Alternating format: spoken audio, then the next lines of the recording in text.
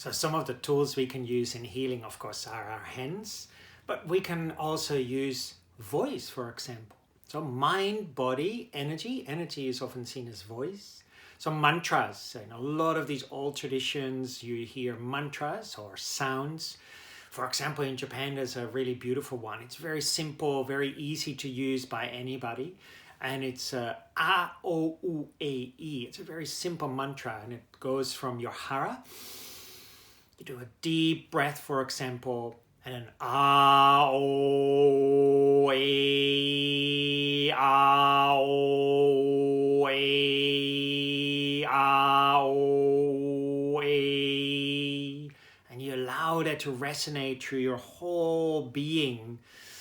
I was in Japan, and I did some training there a few years ago, and you go into the mountains and they hang you off these cliffs. So what they do, you have to scoot over the cliff like this. You have your hands above your head, and then you have one person each holding your leg, and they slide you over the cliff to let go of the fear of death, of dying, also of trust, so that you trust your fellow journeymen on this journey of healing. And I was on this mountain top for 5 days.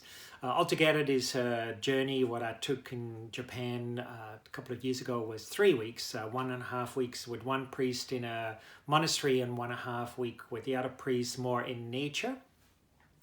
And 5 days on this mountain, and you do all these different exercises, and you stand under waterfalls, freezing waterfalls, you work with fire, walking over the fire, you have other kind of ritual implements you work. So ultimately anything could be an object of healing.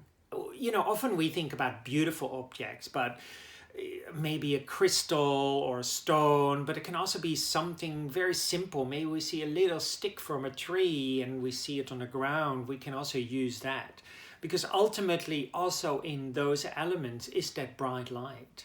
So yeah, try to find a tool that suits you. But yeah, most of the tools I use is, of course, hands-on healing, mantras. I recite a lot of mantras for healing for myself and for people who come for healing, almost like sound healing, but then without a singing bowl. But you can also use a singing bowl. So find the tools again, what is for you. But most important, ultimately, again, is realizing that your whole body, mind, energy is one perfect tool.